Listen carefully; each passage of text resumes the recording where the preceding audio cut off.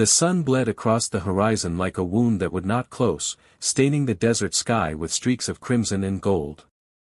Dust rose in lazy spirals across the abandoned road leading into Dry Creek, a town half forgotten by God and almost entirely consumed by the greed of men. And riding at the edge of it all was a man so large he looked carved out of the desert itself. They called him Ezekiel Boone, though most knew him only as the Giant. At 6 feet 7 inches, broad enough to block a doorway, Ezekiel was a living legend in the territory.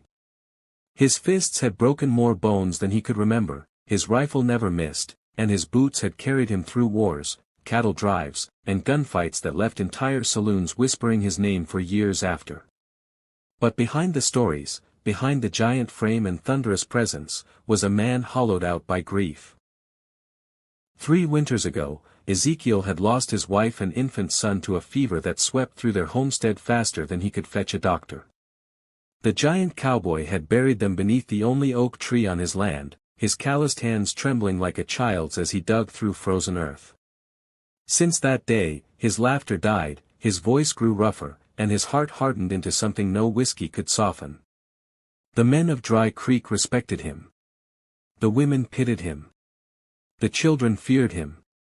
Ezekiel Boone lived like a ghost walking among the living, his sighs a burden as much as it was a blessing.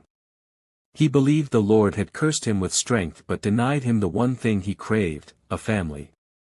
That night, as the sun dipped low and lanterns flickered to life in town, Ezekiel tied his horse outside the chapel. He did not often pray, his faith had withered with the oak tree that shaded his wife's grave, but something restless stirred in his chest. Inside, the chapel was quiet, except for the faint sound of someone singing. The voice was soft, clear, and trembling with devotion. It was not the pastor. It was not any woman he recognized from town. Ezekiel stepped inside, ducking beneath the doorway like a bear entering a den. His shadow stretched across the pews, long and menacing. The singing stopped. At the altar stood a woman dressed in black and white, the simple habit of a nun. Her face was pale from travel, her eyes wide with both fear and strength. She clutched a small rosary in her hands, and for a moment, she looked like a saint painted in some ancient cathedral, though the dust of the Wild West clung stubbornly to her hem. Their eyes met, and something in Ezekiel's chest shifted. The nun lowered her head respectfully but did not step back. "You must be Mr. Boone," she said, her voice calm though her hands trembled. "The people of this town spoke of you."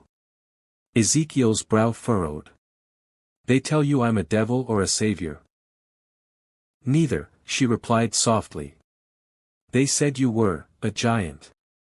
The giant cowboy gave a short, humorless laugh. "That's true enough." He studied her closely.